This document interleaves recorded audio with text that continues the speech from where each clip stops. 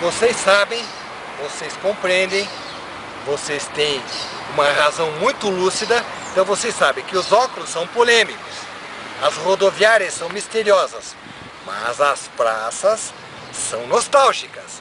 Elas são nostálgicas, elas nos fazem recordar. Ali, por exemplo, era a casa do Dr. Falavinha. Aqui, por exemplo, era a casa de quem nada mais, nada menos do que o Laércio Furlan. Ali, acolá e em outros lugares teve muitas coisas que ocorreram aqui nesse local. Inclusive o meu amigo, o hoje advogado, o Dr. Munir Guerres Filho. Todos se reuniam nesta praça.